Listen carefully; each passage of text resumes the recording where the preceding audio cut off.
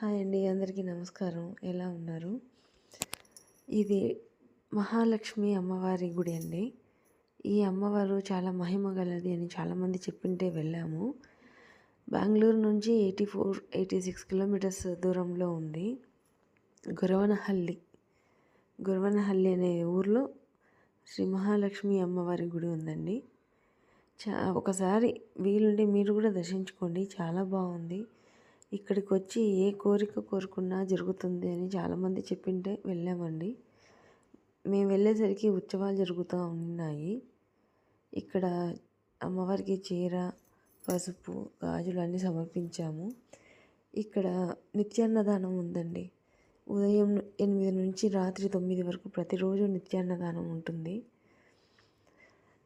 భక్తులకు ఎటువంటి ఇబ్బంది ఉండదు. చాలా బాగుంది గుడి. ఒకసారి వీలుంటే మీరు కూడా దర్శించండి. జై శ్రీమాత.